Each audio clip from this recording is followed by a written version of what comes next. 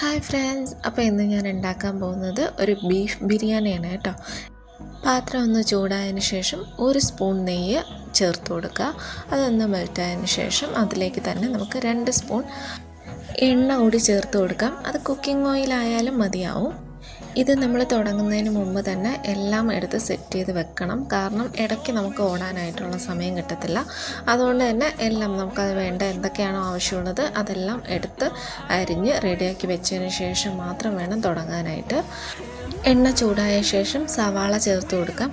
ഞാനിതിൽ 2 വലിയ സവാളയാണ് എടുത്തേക്കുന്നത്. അധികമായിട്ട് നമുക്ക് സവാള ചേർക്കേണ്ട ആവശ്യമില്ല.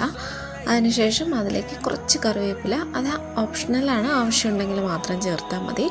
ഇത് രണ്ടും കൂടി ചേർത്ത് നമുക്ക് നന്നായിട്ടൊന്ന് ഇളക്കി കൊടുത്തതിന് ശേഷം ഇതിലേക്ക് ആവശ്യത്തിന് ഉപ്പും കൂടി ചേർത്ത് കൊടുക്കണം. ഉപ്പ് നമുക്ക് സവാളയ്ക്ക് വേണ്ടിയിട്ട് ആവശ്യമുള്ളത് മാത്രം ചേർത്താൽ മതി. ഇനിയും നമ്മൾ ഉപ്പ് ചേർക്കേണ്ടതായിട്ട് വരും. പിന്നെ സവാള അധികം വെന്ത് പോകരുത്. നമുക്ക് ആവശ്യമുള്ള കുറച്ചൊരു ഹാഫ് കുക്ക് മാത്രം ആയി വന്നാൽ മതി. ഇതിലേക്ക് തന്നെ നമുക്ക് ആവശ്യത്തിന് ഇഞ്ചി, വെളുത്തുള്ളി, പച്ചമുളക് ഇത്രയും കൂടി പേസ്റ്റ് പോലെ ഒന്ന് അരച്ചെടുത്ത് ചേർത്ത് കൊടുക്കുക. സാധാരണ അളവിൽ ബീഫൊക്കെ വെക്കുമ്പോൾ എത്രയാണോ ചേർക്കുന്നത് ആ രീതിക്ക് നമ്മൾ എടുത്താൽ മതിയാവും. ഇതിലേക്ക് തക്കാളിയും കൂടെ, ഒരു വലിയ തക്കാളിയാണ് ഞാൻ എടുത്തേക്കുന്നത്. നല്ല പഴുത്തത് നോക്കിയിട്ട് ഒരു തക്കാളിയാണ് ഞാൻ ചേർക്കുന്നത്. സവാള ഒന്ന് കളറ് മാറി വരുമ്പോഴത്തേക്കും നമുക്ക് അധികം കുക്കാവണ്ട, ഒന്ന് കളറ് മാറി ഒന്ന് വേണ്ട കിട്ടിയാൽ മതിയാവും. വരുമ്പോഴേക്കും നമുക്കിതിലേക്ക് പൊടികൾ ചേർക്കാം. ഇതിലേക്ക് ചേർക്കേണ്ടത് മുളക് പൊടി, മല്ലിപ്പൊടി, മഞ്ഞൾപ്പൊടി, ഗരം മസാല അല്ലെങ്കിൽ ഇറച്ചി മസാല, ഇത്രയുമാണ് ചേർക്കേണ്ടത്. മുളക് പൊടി ഒരു 1.5 ടീസ്പൂണാണ് ഞാൻ ചേർക്കുന്നത്. എരിവിനനുസരിച്ച് നിങ്ങൾക്കത് ചേർക്കാം. മല്ലിപ്പൊടി 1.5 ടീസ്പൂൺ, കുരുമുളക് പൊടി 1/2 ടീസ്പൂൺ, മഞ്ഞൾപ്പൊടി 1/2 ടീസ്പൂൺ, ഗരം മസാല 1/2 ടീസ്പൂൺ. ഇത്രയാണ് നമുക്ക് വേണ്ടത് ആവശ്യമായിട്ടുള്ള പൊടികൾ. ഇത്രയും ചേർത്ത് പച്ചമണം മാറുന്നത് വരെ ഒന്ന് മിക്സ് ചെയ്ത് കൊടുക്കുക. ഇതിലേക്ക് ആവശ്യത്തിന് വെള്ളം കൂടി ചേർത്ത് കൊടുക്കുക. ഞാനൊരു 3/4 ഗ്ലാസ് വെള്ളമാണ് ഇതിലേക്ക് ചേർത്ത് കൊടുത്തേക്കുന്നത്. നമ്മൾ ബീഫൊക്കെ വയ്ക്കുവാണെങ്കിൽ ഇത്രയും ആവശ്യമില്ല. ഇത് ബിരിയാണി ആയതുകൊണ്ടാണ് ഞാൻ വെള്ളം അതിനനുസരിച്ചിട്ട് എടുത്തേക്കുന്നത്. ഇതിലേക്ക് നമുക്ക് മിക്സ് ചെയ്തതിന് ശേഷം നമ്മൾ എടുത്ത് വെച്ചേക്കുന്ന ബീഫ് കൂടെ ചേർത്ത് കൊടുക്കാം. ഞാൻ 1/2 കിലോ ബീഫാണ് കേട്ടോ എടുത്തേക്കുന്നത്.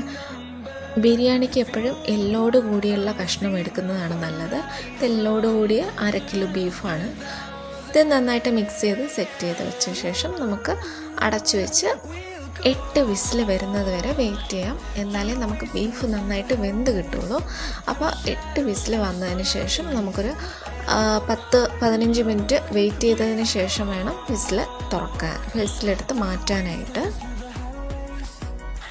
അങ്ങനെ ബീഫ് നല്ലോണം വെന്ത് കിട്ടിയിട്ടുണ്ട്. അതിൻ്റെ നീരും ബീഫും നമ്മൾ സെപ്പറേറ്റ് ചെയ്തെടുക്കുക. ഞാനിപ്പോൾ 2 കപ്പ് അരിയാണ് എടുക്കുന്നത്. അതുകൊണ്ട് തന്നെ നമുക്ക് 3 കപ്പ് വെള്ളം വേണ്ട ആവശ്യമുണ്ട്.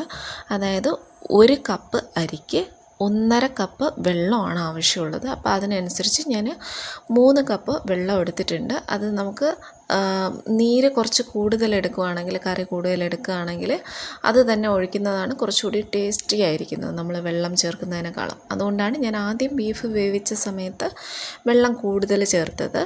അപ്പോൾ 3 ഗ്ലാസ് ആണ് ഞാൻ എടുത്തിട്ടുള്ളത്.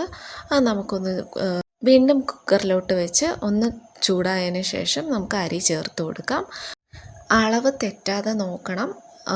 അളവ് തെറ്റിക്കഴിഞ്ഞാൽ നമുക്ക് കറക്റ്റായിട്ട് അത് കിട്ടില്ല. അതുകൊണ്ടാണ് 2 കപ്പ് അരിക്ക് 3 കപ്പ് വെള്ളമാണ് ആവശ്യമുള്ളത്. അപ്പോൾ അതിനനുസരിച്ച് ചേർക്കുക.